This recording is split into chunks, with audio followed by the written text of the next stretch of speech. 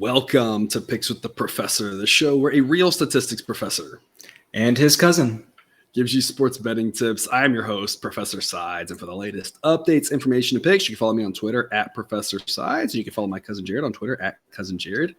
This Major League Baseball episode covers every game scheduled to be played on Monday, September 12th, 2022. In case you're new here, I've built a mathematical model for win probability using hitter and pitcher projections that I've created in order to make one money line or run line pick on every game that's played 7 days a week, though there are no Sunday shows. That doesn't mean that I recommend you do the same, as my goal in this episode is to share key information about today's games, give you a few things to think on, and explain why certain plays are being recommended in order for you to come up with picks that you are comfortable with. I never recommend blindly tailing or fading any pick, but rather to hear the justifications and thought processes to make sure you're fully on board with us or against us before investing your hard-earned money. And as I go through my plays, remember that there are no locks in gambling. So what will give you our loves, likes, and leans to indicate my confidence level with respect to scaling wagers. And as always, please remember that good and bad variance will occur. So as much as I'd like to see it be profitable each and every day, that is an impossible reality for any gambler. Cousin Jared, impossible reality for any gambler to have a winning week every week, unfortunately. Last week, slightly down. We had a really hot stretch there. For a while, it's been kind of more 50-50. Up the last 2 weeks, barely down a little bit. In reality, right, if the hot streaks are great and then the downs from that are 50-50, break even type things, I'm thrilled personally. Yeah, exactly. That's all you can really ask for. And I would say that the picks that I make don't always align with the picks that you make. So our weeks can be vastly different. I had a terrible week. So I'm glad to hear that you did better than I did on baseball this week. It seemed just like, string of bad luck after bad luck with some of these baseball games these past weeks. So I'm glad to hear that you were just down a little. I was down more than a little. Oh, yeah. And it's September baseball, and it's felt some weirder ones lately. I mean, like Sunday here, you had the Brewers run line still winning, but by one. That was a big one. I feel like we've had like one a day that's been like, whoa, how did that one, that one looked like it was done. And we talked late last week where there were the two games that were home favorites in the ninth inning losing, and just weird things like that. And sometimes it's September baseball, right? Sometimes it's just baseball. That's just the way it goes sometimes. Yep. The thing, real quick, and I just want to address this, and I feel like I shouldn't have to say anything because I feel like we're all grown adult humans at this point, and maybe some of us aren't, and maybe that's the problem. I just want to remind everybody that the comment section here, and I, hit me up on Twitter and drop those comments. We love this. What we're looking for is good engagement, questions. We're not looking for people telling people they're wrong about things. We're not looking for arguments. We're not looking for fights. We're not looking for trolls. I feel like and I guess, since my son's passing now, it's been a couple months. Time has been weird for me. Most of y'all are aware of this, but we have had a lot of new followers and subscribers since then. So some of you may be unaware of that situation. I think my tolerance for people being jerks is just nothing right now. So I shouldn't have to say anything, and most of y'all are fantastic, and I love most of y'all to death. I love the good comments, the good interactions, and the questions, and the what do you think about this, or the but did you consider this? And sometimes it's yes, sometimes it's no, or whatever. It's a lot of good questions. I'm looking for people who want to learn and have good, engaging dialogue, not people who just want to argue and fight. And like I said, my tolerance is just very low for that these days. Cousin John, I should have to say this, right? No. And I mean, best case scenario, we're going to be wrong like 46% of the time. And God knows I'm going to say something that is the completely wrong analysis of the game. And it's going to go completely the opposite the way that I say. Yeah. So all I got to say is, me personally, I'm going to be wrong. So like if you're looking for somebody that's 100%, it ain't me. Just telling you. Absolutely. And I do truly mean what I say. I want you to be comfortable with the plays. Everyone has their own strategy, and I give out total numbers as well. And some of that's worked for some of y'all. I'm just trying to help every which way I can. I want to make sure it comes across too that I don't mean this callously. I don't care how you bet. that's not my business. That's your business. I'm just trying to give all the information and provide value with some interesting insights. My personal thought, I've talked about this with the ABC grade picks. My personal thought is I want to get a lot of plays in on baseball, and I want to scale them where my portfolio is really diverse and weighted to the things I like more. That's kind of just what I think. But if you want to play fewer games or whatever, and some people are playing these types of B picks, and the C picks have done really well lately. And that's why I said, maybe put a little bit of them, maybe don't. It's your call. I don't really care. I want to make sure that comes across, because I feel like there were some comments about some of these things recently. I'm like, you know what? Bottom line is I don't care. I'm just trying to tell you this is kind of how I think it should be scaled, and you can see the results. It's all laid out there. I'm trying to be transparent as possible, and hopefully you find a little way that works and you can kind of piece it together. Kind of like you said, Cousin Jared, you play things completely different. And sometimes I've seen you have much better weeks than I've had, but then sometimes it works the opposite way. It's just kind of the way it goes, right? So hopefully it's more good than bad. And I feel like the overall has been really good. I've been really pleased with it. I love the changes that we made to the model here, that I made to the model, a couple months ago. On a brighter note, I have to rock the pretty blue Royals jersey tonight. Isn't this a beautiful color? I love the color of this. It is. We talked about jerseys. I know you're sad to not see the Mariners jersey, Cousin Jared. The Mariners, 2 out of 3 wins this weekend. As A-grade plays. But I mean, I had the Royals as an A-grade play here on Sunday. Anytime the Royals win as an A-grade play, you got to pimp the Royals jersey, right? Like, that doesn't happen every day. That's exactly right. And they met one of the qualifications that Singer has to be pitching. And so when he's pitching, then boom, A play. There you go. Yeah. But the Mariners, I want to end on a happy note before we get into the games. I mean, don't you just get the warm fuzzies when you think about the Mariners? I mean, I know you're sad when I bring you on a show and you can't pick the Mariners, right?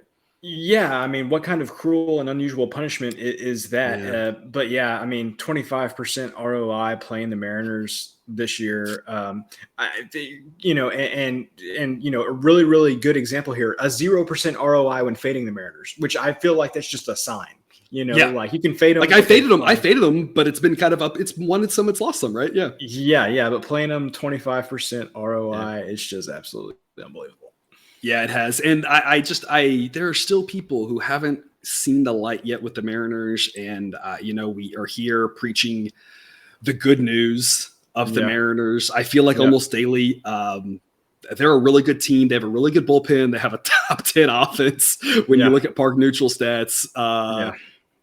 They're a really good team. As an Astros fan, I'm scared to see them in the playoffs. I know the Astros have played well against them this season, but my goodness, that team they're so good. They scare me. They're sneaky good. They're sneaky good. I mean, the Dodgers are obviously still the best team in baseball. Like, don't get me wrong. I'm not trying to say the Mariners are better than the Dodgers, but the Mariners, I feel like, are just that sneaky good team. They got some good starting pitching, and the bullpen depth sometimes is an issue in the playoffs because teams wear out their pitchers. But I mean, they got so many good arms in the bullpen that they can shorten games. They're just solid all the way around. And to use a college football analogy, they're the team that you make one mistake and they're going to capitalize on it every single time.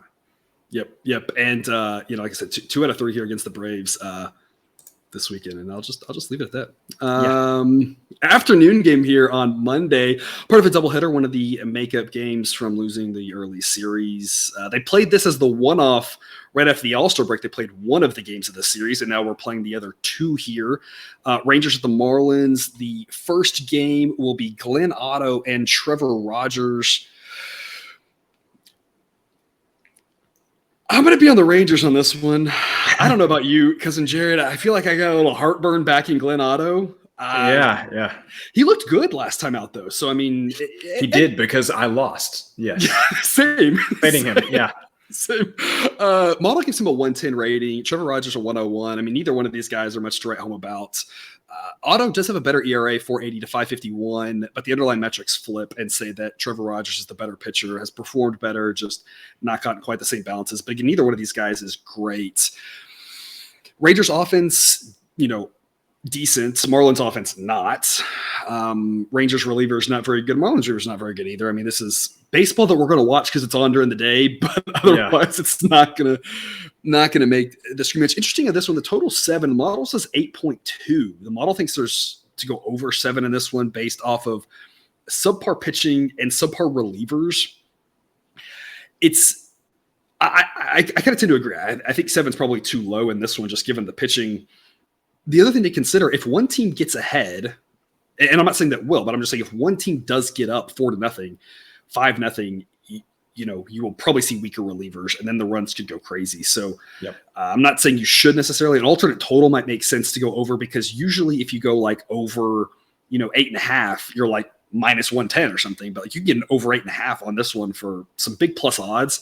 Right. Just something to consider there, because again, if it does get to be a blowout, there might be more runs than you'd expect. I'm going to be on the Rangers here. I really debated long and hard about money line and run line. If I could have gotten better odds on the money line, I probably would have been enticed to do that. And I just wasn't here tonight. The model says it should be Marlins -103. Seems like a coin toss game right now. The price I'm seeing on the Rangers is +110. Just not enough to get me really excited about the Rangers at +110. +120 maybe would be a number I'd be a little more excited about. So as it is, I'm going to go on the run line. I don't like these odds either, though, at -180. But I do think there's some value in it. And I'm kind of hedging a little bit, which is something you can do. And I'm not just trying to say this as like I'm hosting a show and I'm hedging like you talked about, Cousin Jared. We're going to be wrong a lot. I'm wrong a lot, right? The whole point is just hopefully I'm right a little bit more than wrong. Or if I'm not, it's because I'm getting plus odds, right? But I'm hedging a little bit. And I think it's okay to hedge your wagers a little bit too. By taking the run line on the Rangers, you're kind of ensuring more if there is a lower scoring game, you've increased your probability of winning that one as well. So again, you're playing Rangers run line, not necessarily a cohesive strategy, but a cohesive strategy might mean you're more likely to win both or lose both. So I'm kind of hedging. Yeah. Sometimes you can do that when you're gambling and say, hey, I feel like I probably get one of these and maybe I get both. I'm not as likely to get both, but I'm not as likely to lose both either. So it's kind of what I'm doing here. I'm kind of saying I'm playing the run line. It kind of lends itself more to a better bet if it is lower scoring and the total is 7. So if they know something I don't know, I'm kind of secured a little bit better against it. Obviously, Marlins could win like 3-1 or something. But also, again, I think 7's too low. So I kind of think a little bit over, a little bit on the Rangers. I'm going run line. +110, like I said, just wasn't enough. So that's why I'm on run line. But what do you think, Cousin Jared? So my process here, people, is it an A grade? No. And then I look at it. Do we have a wrong team favored situation? Mm-hmm. And we're very close to a wrong team favored situation here. But then the thing is that you mentioned the name Glenn Otto. Not a big Glenn Otto fan here in my house, and so that kind of scared me off there. You look at the Rangers +1.5. You mentioned the -180. Hard pass on -180 game being scored by respect. Totally respect that decision too.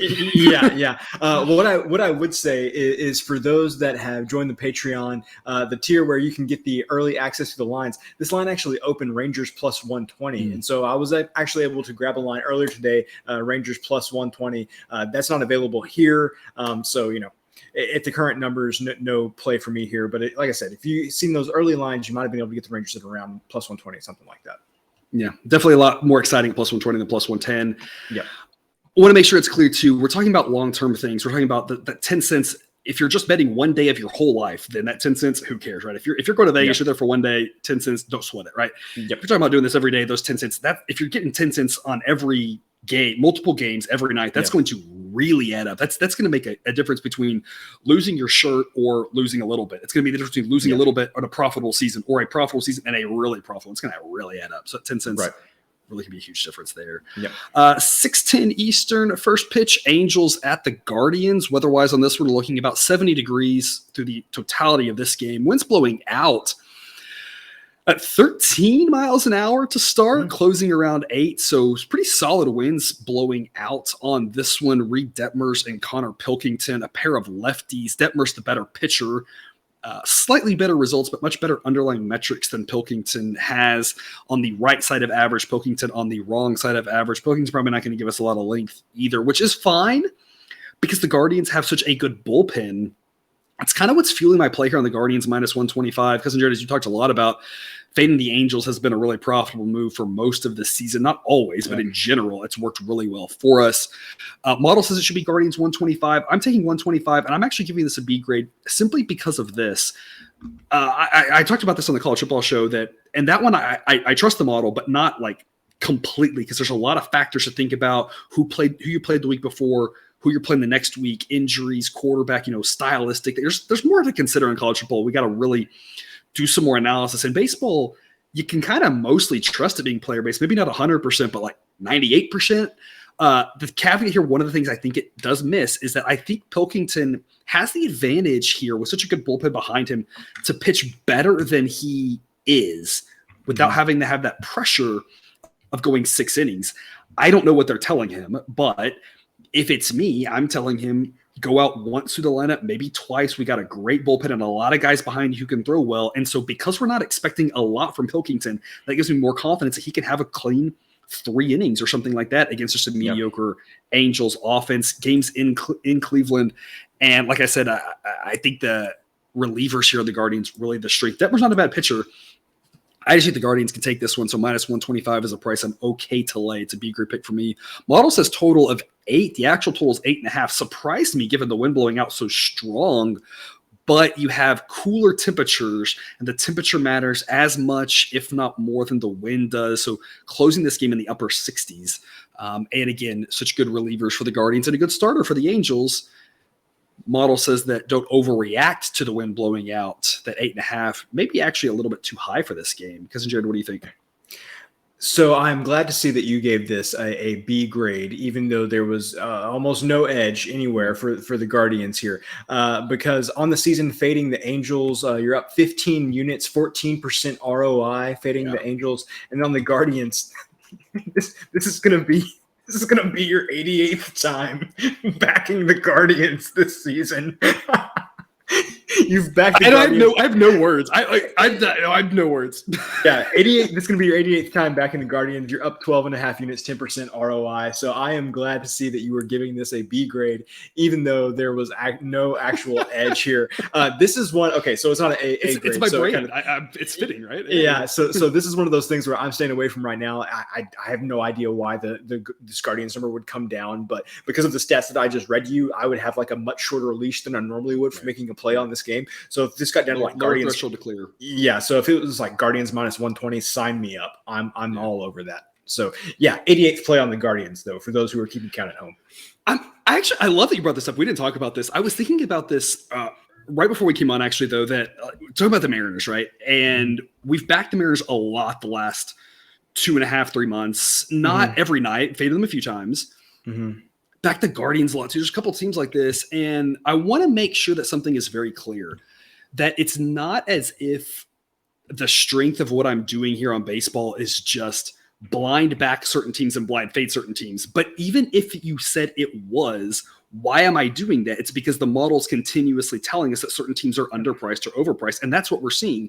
The model has continuously told us the Blue Jays are overpriced all season long, and we faded them, and we've made money off of them. Not every night, but it's been one of those things where it's like, just mostly fade them, and it's okay. And why am I doing that? Well, the model's saying they're overpriced. The Guardians have been underpriced. The Mariners have been underpriced. Been backing these teams a lot. Hasn't worked as well in the Guardians as the Mariners, but it's like, and it's not every night, and trying to figure out where there are bigger edges and not. And that's kind of what we're trying to talk about and dissect. But part of this is the model just saying, hey, these teams are kind of constantly overpriced. And if the books figure that out, we will adjust. And if not, we're going to keep backing them absurd numbers of times, as you just put it out, and just say, hey, like you said, like a slow and steady 10% ROI backing the Guardians. Sign me up every day of the week and twice on Tuesdays. You know what I mean? Yeah, man. We've got to change the subject fast, because the next time that you fade the Nationals, it will be the 97th time that you have faded the Nationals, and you have a 7% ROI. So good job. There you go. All right. So I feel like you're going to go to the rabbit hole for that one forever. It hasn't worked that well for every team, right? There's some teams that it just hasn't worked. That's the way it goes, right? But it's just it's worked more than it's not worked, which is the point. 6:40 Eastern, first pitch. Pirates at the Reds. My goodness, some more bad baseball here. Low 70s to start, upper 60s to close. Winds will be blowing out to left or across to left. It's kind of in between right now, around 10 miles an hour. So it could give a little bit of boost to the hitters. Maybe not. Maybe it's more across. It doesn't hitter-friendly ballpark, but again, not extremely favorable temperatures. The total on this one is 9.5. I was really hoping for 9. At 9, you could really talk me into going over. Model says 9.2, 9.5. I'm not going over 9.5. Out of 9.5 is a high bar to clear for me, and this one doesn't get there. It's just not. If it's hot, absolutely. But being cooler, I would need the winds to shift to straight out rather than just maybe across and out. I'll update as it gets closer to game time, around noon-ish, maybe on Monday. here. So I'll update it if the wind shifted. Maybe you think maybe that changes. But right now, the wind's not doing it for me in order to go over. Two below average pitchers in Bryce Wilson and Mike Minor. But Mike Minor, a guy I talked about lately, been backing him a little bit. He's actually been kind of competent as of late. He was terrible for quite some time. Decent as of late. But otherwise, both these guys are not good at the pitching. Both sets of relievers also not good. Both offenses not good. The Pirates offense grades better than the Reds offense, but gets a ding because they're a little left-handed heavy. The Reds relievers grade better than the Pirates relievers because I think everybody grades better than the Pirates relievers. Yeah. I'm on the Reds here minus. Yeah. I would be shocked if anybody graded worse than the Pirates bullpen. I think they're dead last, according to my grades. I'm on the Reds minus 128, B grade pick. Model says minus 130. A couple keynotes I want to talk about here. First off, if this game's close at the end, as much as the Reds relievers got a bad rap for how bad they were earlier in this season, they do have at least a couple competent arms. I don't think the Pirates do, so that lends to our favor. I don't think it will be close late, though, because I think that the model is slow to adjust on these things. It was slow to downgrade him, but now it's being slow to upgrade him back up. I think Minor's closer to league average than Bryce Wilson is. And so I think there's a little bit bigger of an edge than the model realizes. So the model says minus 130. I think it should be more like minus 135 or upper minus 130s. So minus 128 is an okay play. It's not what I love. Backing a bad team is never something that I love, but at home, I'm okay backing the Reds here at this price. It's a B grade play. Minus 120. I'm getting a lot more excited. That's probably closer to an A grade, especially in the minus 1 teens. Minus 128, I'm still on the Reds, though, with the B grade. Cousin Jared, what do you think? If you are into the over thing, the 9.5, the over 9.5 is currently even money. So at least you have that going for you. Like he said, come back, check tomorrow. He'll update the weather information. And maybe you get an updated total there. Maybe if the wind shifts a little bit, that might be something you're interested in. Let's go down. Of course, it could shift the other direction. It could be more across, and the total could projected total could drop. Yeah, exactly. So just make sure you get that latest information if that's something you're interested in. And let's go. Okay, sorry, go ahead. One thing I was going to say about the total real quick, I don't know shopping around, but like I would also, if it's 9.5 over even money, there might be a place you can wait or shop around. Maybe you can get it 9 at a different shop. That would be something enticing too, potentially. Yes, I would agree. So let's go down the rabbit hole a little bit more. On your pitcher scale here, I was just looking at your rankings of bullpens. If you had to guess what the rating was that you gave the Pirates bullpen currently without looking it up, and remember, a higher number is bad, 100 is average. So what do you think the Pirates bullpen projection is? Unfortunately, I know what it is because I had it on my screen. So we can't. Okay. It's a great game, but yeah, I don't want to lie. Like it's 131, which is like 131. I did not like terrible. I thought this the scale ended at like 125. Like I didn't think that there was anything above that. It tends to for bullpens because bullpens are a conglomerate. Like for individual pitchers, it won't, right? Because there's more variability for an individual pitcher. But one of the things that we talk about when we teach the subject of correlation and regression, this is similar, is that when you have averages, it tends to deflate that variability. And so it can give you some misleading results if you have averages versus individual observations. That's what you see here. We have averages, which is what a bullpen is when you're taking the totality of it. I'm getting deep into the weeds of math here. But the average part of that tends to deflate that variability and pull it towards the middle. And so, yes, it's when you get up to the 130 is 125 is very bad. 131 is unbelievable.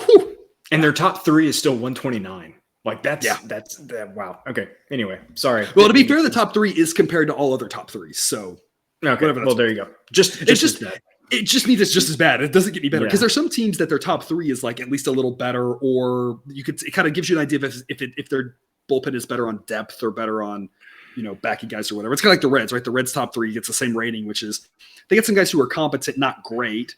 Obviously, a guy like Diaz is great, but like their third best guy is, most teams' 5th best guy, and they're just kind of meh all the way around, but much better than the Pirates. Yep. 6:40 Eastern. My goodness, do I love the total in this one? I don't even want to. I have an A grade play. I'm not even leading with the A grade play because this total. Oh my goodness! Model says 6.1, and you get 7.5. You get under 7.5 in this one. I can't explain it. Look, we've got 10-ish mile-an-hour winds blowing in the entire night. We've got 65 degrees in Detroit. It's going to be chilly with the wind blowing in, and a guy in Framber Valdez who doesn't even need the wind blowing in because he's a ground ball pitcher. against a horrible offense in the Tigers. I don't think the Tigers score at all in this game. And then you got Eduardo Rodriguez, who's just very average, but in this conditions, like you're going to have to really get a hold of a ball to get it out. Yeah. I mean, the Astros should score some runs, but I don't think they're going to get to 8 by themselves. I love everything in this game. I love under, and this is already, I can tell you what's going to be. Probably not necessary. You never know. I'll see what's in the morning, but I mean, strong contender for parlay of the day. I mean, I don't feel like we're going to be breaking any news. Like I'm quite confident this is what it's going to be. There's a couple lines that haven't come out yet, so just never know, right? What we can get, like because But I mean, my goodness, this one is. I love the under, and I love the Astros here. I'm taking them on the run line at -105. It's an A-grade play. I'm shocked. This is the flip scenario of the Marlins game. I am shocked at this number because to me, when you see the Astros -236 is what the model says this should be. It's Astros -195. If you have a situation where it's as low scoring as I think it would be, then it's having the opposite effect on this number. Like I figured with it being really low scoring, that I would just be getting different odds in this. It just blows my mind that it's near even money. -105 on the run line is an A-grade play. I love the money line. If you're of the parlay type, I think throw the Astros in your money line parlays. Again, same recommendations I always give out, right? Don't do 17 parlays. Don't put the same team in all of your parlays, right? Things like that. If a team is a bad play by itself, it's a bad play in a parlay. It doesn't make it better because it's in a parlay, right? That sort of thing. All those caveats aside, parlays are usually not the smartest of plays, but if you're doing them, Astros money line in the parlay I think makes a lot of sense. I love the Astros. I love the under. I love this game. Cousin Jared, what do you got? Yeah, so I'm going a slightly different direction. I'm also on the Astros, but I'm just going to play them on the money line, -195, locked it in whenever we started recording this. Low-scoring game there. It kind of pains me to lay the 1.5 in a game where you could have so few runs. I know I've been trying to understand your logic on the run lines lately. It's still not completely meshing with me. We'll talk about that maybe later with some of the games we've got coming up. But in a low-scoring game like this is one of those things where I'll lay the -195 odds. I'm just asking the Astros, a good team, to do good things. I'm asking the Tigers, a bad team, to do bad things. It seems like pretty easy to me. And you're asking Framber Valdez, who's like not gonna win the Cy Young, but like gonna be like 5th or 6th in the Cy Young or whatever. Like you're asking a guy who's really good, and it's not like it's smoke and mirrors, right? His underlying metrics say his ERA should be right around 3. I mean, you're asking him to go up against the Tigers on a chilly night with the wind blowing in to just do things that he should normally do. I don't think you're asking too much. Exactly. The run line thing too, it's a lot also really is just comfortability with home and road. If this was Astros at home, I probably would actually look money line just because the whole batting last thing is just makes it tougher to win by more than one. But on the road, I'll go run line. But going money line, I think makes a lot of sense as well, as does the under. Like a lot of ways you can look at this game and profit off of it, in my opinion. 7:05 Eastern, first pitch Rays and Jays. All we talked about, fade the Blue Jays being mostly just profitable all season. I don't know what the line's going to be on this one. Nothing's out right now. We're projecting Cooper Criswell versus Jose Barrios. Barrios not as bad as that 5.23 ERA. Talked early on in the season that he was overvalued and not good, and then he pitched pretty bad, and now he's kind of just leveled out at just league average. And that's what I said from the start that I thought he was, even though he was being priced like he was better than that. I think everyone kind of realized now he's pretty league average. Again, not as bad as the 5.23 ERA, but not good.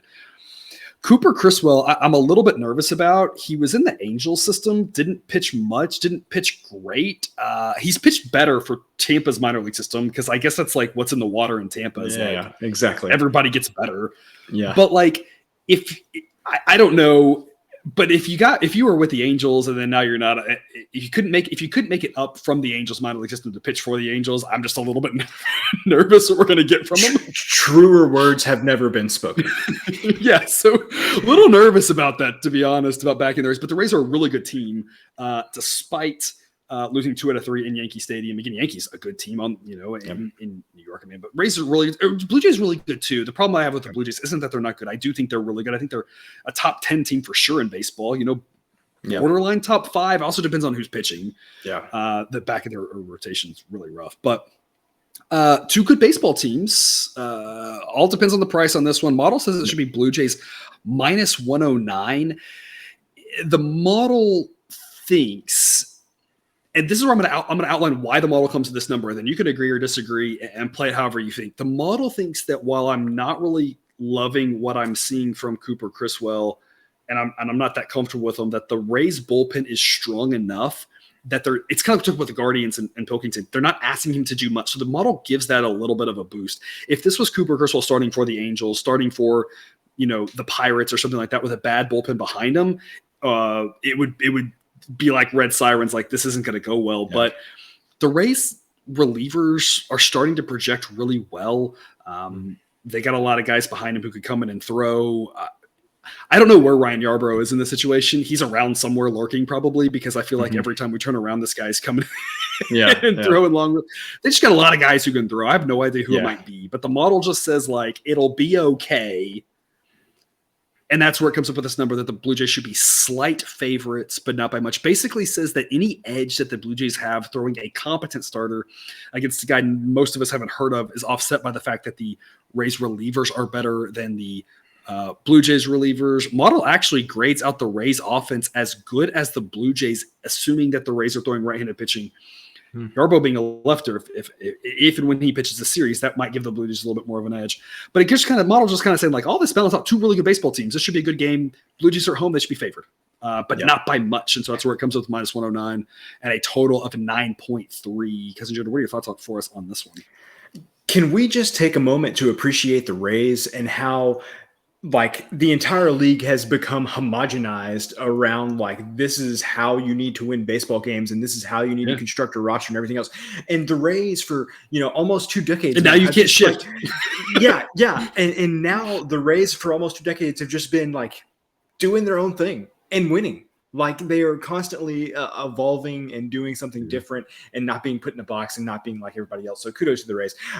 Based on how the Blue Jays have been overpriced or underpriced or overpriced, I guess is the right word to use. Overpriced all season. Like I'm going to guess this line comes out at like, I don't know, the Rays plus 125, plus 130, I think is definitely on the table. And if it comes out plus 125 to 130, that's going to be an A play and then I'll be on it. So just know that's about what I'm looking for on this game to be on the Rays side. Yeah, I assume the same thing. I assume this is going to be Blue Jays like minus 150 or minus 140 or something. Oh, wow. You think that? I'll be like, well, on the minus, and then that would make the plus kind of like what you were saying. Oh, yeah, that's true.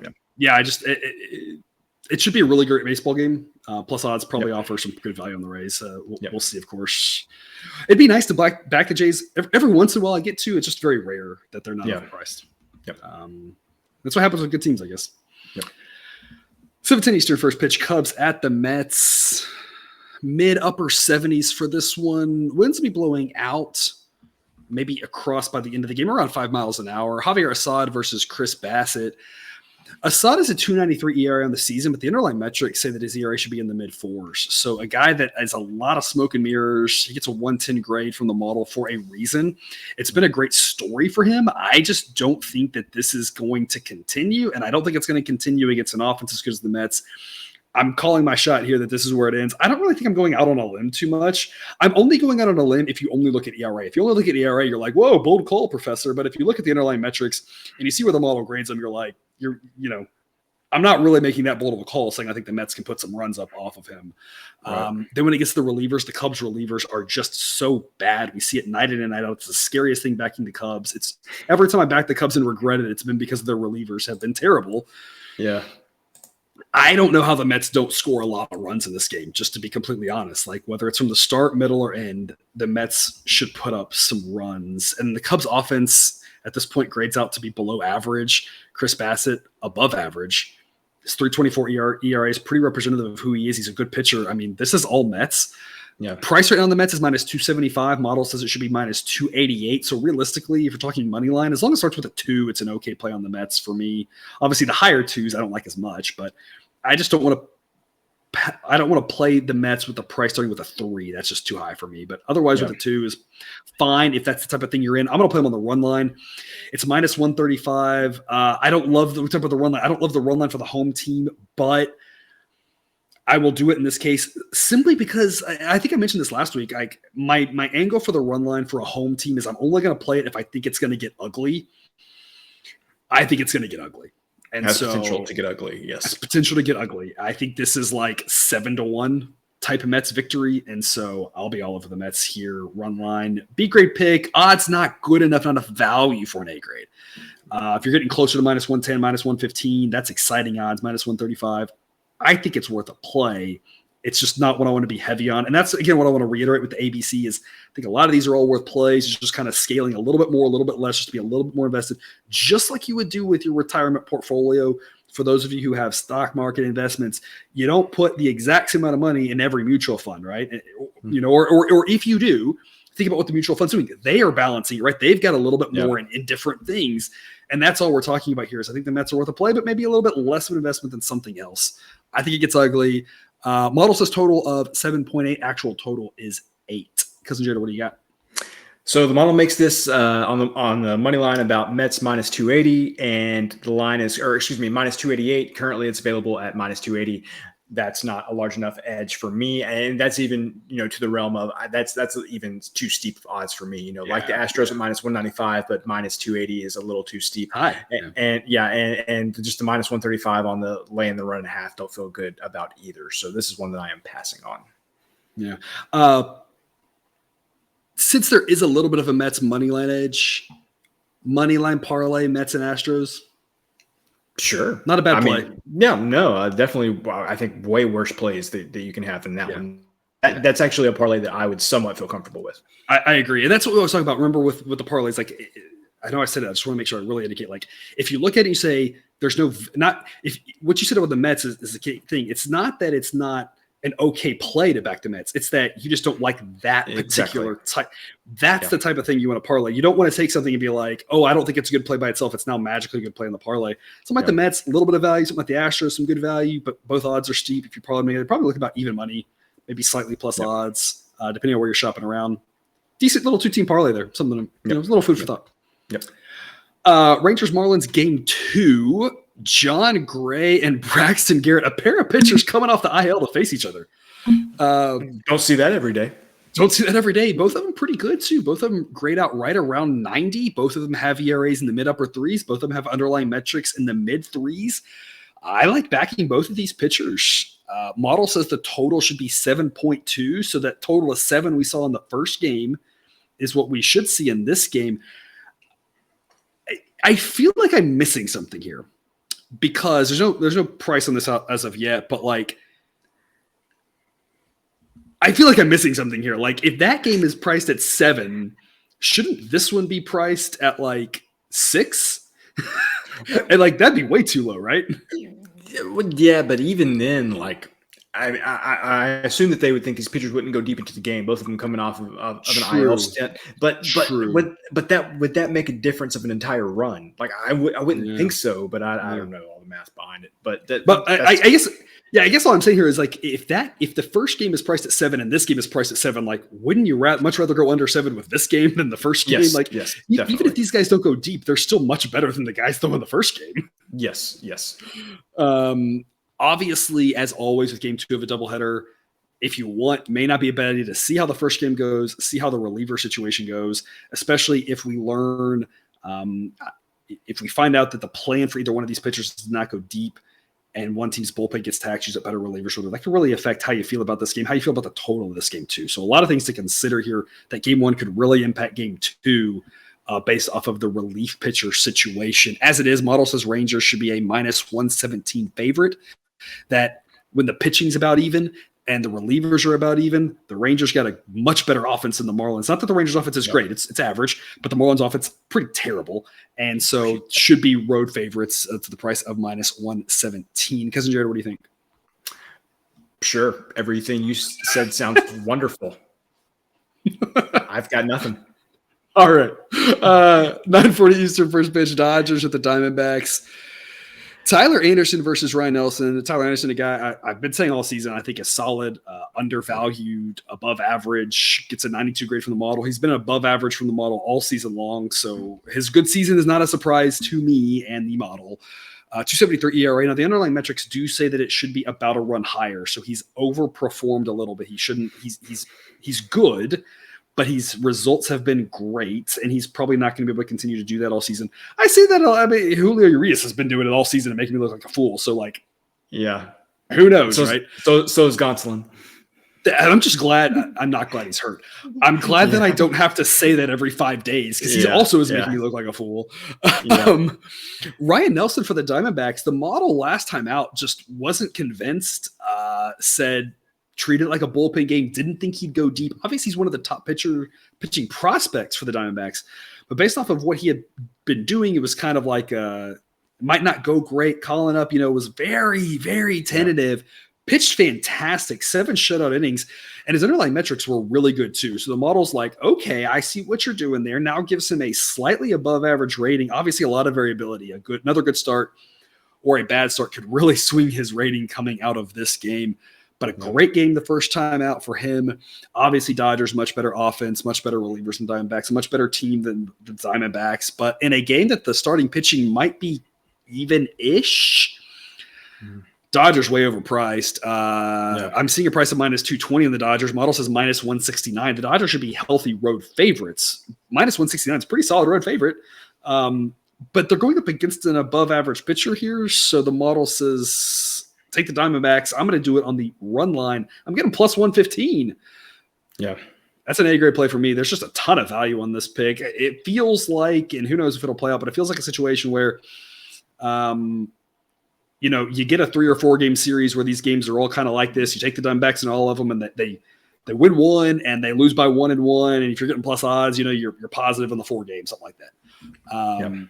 Total, this one's 9. Model says 8.4. I kind of like the angle of under, because I think both pitchers might be a little bit undervalued. So under 9, I think, is also a pretty strong play in my opinion. What do you think?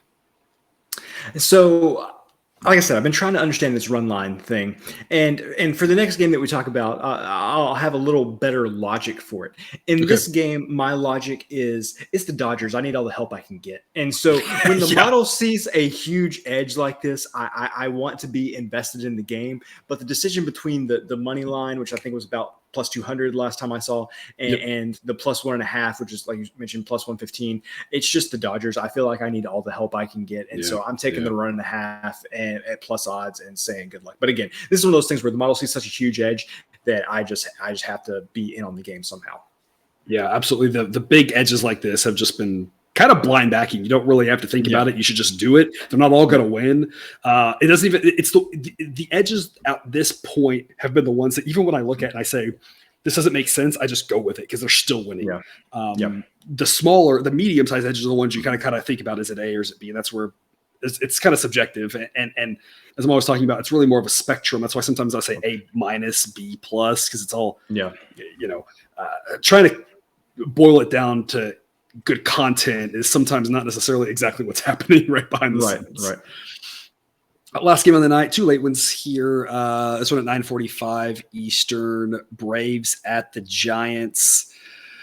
A chilly one in San Francisco. You're probably not surprised. Upper 50s. Wind's blowing out, but again, as we always talk about, a park that's meant to minimize that. Spencer Strider and Alex Cobb, 2 really good pitchers. Strider, again, I talked about it last time. I mean, real potential here to be the second best pitcher in baseball. I kind of want to ask Jake, but we all know Jake's a little bit of a homer. Love you, Jake. But I don't know if I want to ask him about Spencer Strider. But I feel like Spencer Strider is a guy I watch and I say, and anybody can do it, right? We talked about Hunter Brown for the Astros, right? You see him and his 98-mile-an-hour slider or whatever dumb thing that happened the other night that he threw.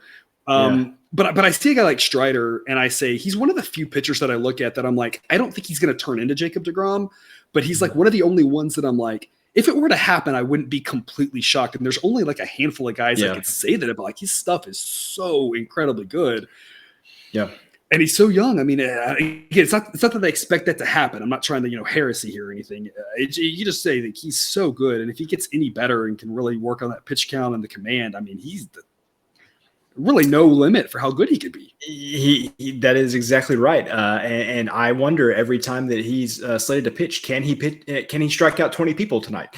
And the answer is not Hasn't happened yet. No, it hasn't happened yet, but it's not out of the realm of possibility.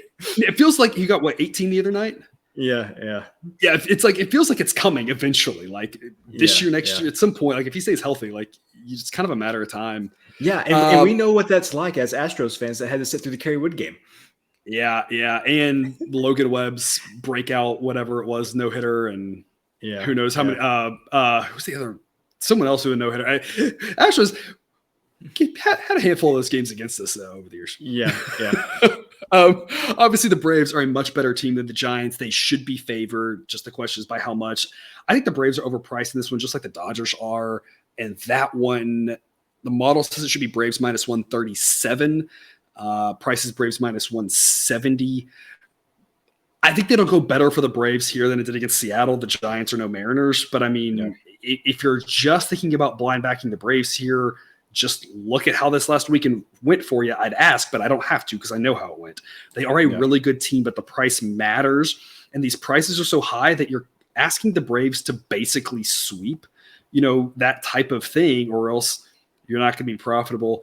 I'm going to play the run line again here. It's a pretty big edge, just like the one before. Again, model says 137. The Giants are plus 157, but as with the one before, with both the Diamondbacks and the Giants, home teams, if it's tight, getting that 1.5 makes a lot of sense.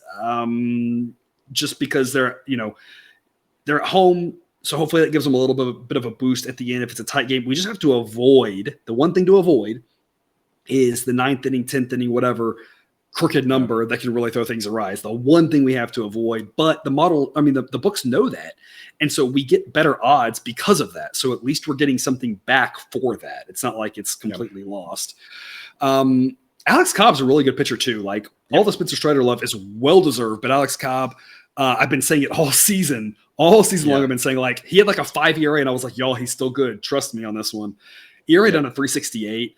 Underlying metrics say around 3. He won't get to 3 because we're running out of time. But again, a really good pitcher. Model gives him an 83 grade rating. He can absolutely keep the Giants in this ball game. Their average offense is average. Again, Braves offense better. Braves relievers better. Absolutely.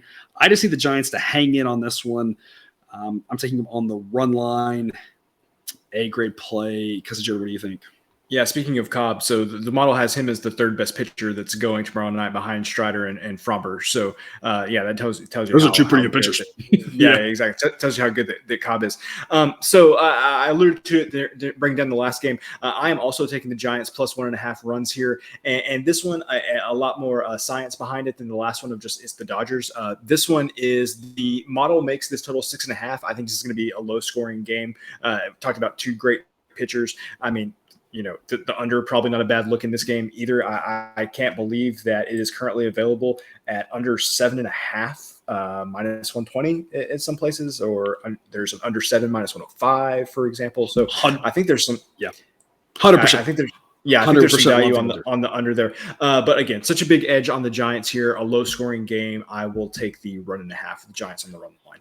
Yeah, I want to look back here a couple things real quick. First off, that park playing much more neutral this year, but the temperature does matter, and it's always chilly in San Francisco. The baseline temperature that we use for park factor is a lot lower there than everywhere else when we talk about the deviation from that mattering how we deviate from the park factor. But ball flies a little bit there during the day, a little bit more when it's warmer.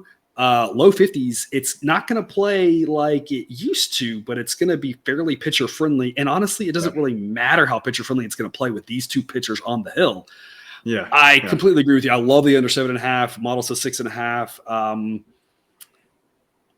I would not play this on the Giants money line for fear of the curse of Sunday Night Baseball.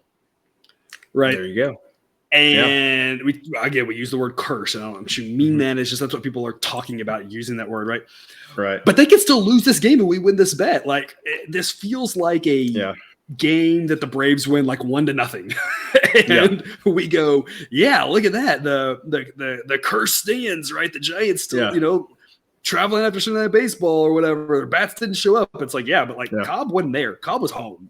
You don't know that, right? They send the pitchers home on these situations. He ain't flying overnight for no reason. So he'll be fine. and it'll be a chilly night. He's a great pitcher, and obviously the Braves might win like 2-1 or 2-0 or 3-1 or something like that. Could very well happen. But another strong option for the parlay of the day right here is a Giants plus 2.5 under, I don't know.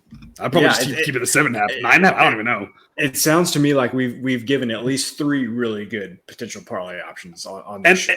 And in general, I hate parlays, but there's a lot of good options here. Because it should be a low-scoring game. And again, if you're getting that 2.5 or 3.5, you have to pay the premium for it, but then you pair it with an under or something like that. If that's a thing you like to do, that's a way I would look in this game. Also, if the curse of Sunday Night Baseball holds, then I'm fading the Cubs. So at least the Mets should win big, right? There you go. So exactly. I'm on both sides of it there, but again, this one where again the Giants could totally lose this game and we still win our play. That's the benefit. To the run line. That's all of our games. Again, 2 that do not have lines yet. For right now, I've got an A play on the Astros run line at -105 at the Tigers. The Diamondbacks run line +115 at home against the Dodgers, and the Giants run line -115 at home against the Braves. Cousin Jared, any last words from you to start us off on this hopefully profitable baseball week? This baseball season has been fun. It's coming near the end of the regular season here. The professor will be here with you all throughout the playoffs. But man, I can't believe that we're already in the middle of September. It has been a fun season. The model really hit its stride, and let's just say mid-June. And so, it's just been a lot of fun. Yep, absolutely. Well, that's all we have for you today. Thanks for tuning in to another episode of Picks with the Professor. A reminder to check out the Google Sheet for model picks, projections, and results. You can find that link and more at the website, www.pickswiththeprofessor.com. If you haven't done so yet, please click that subscribe button to ensure all the sports betting content we provide on this channel is dropped right into your feed. I'll see you again tomorrow for more baseball picks. We got the college football picks as well. Lots of content for you this week. I'm making my co-host work and myself, of course, work overtime during these times. As always, best of luck. And remember, you can eat your betting money, but please don't bet your eating money.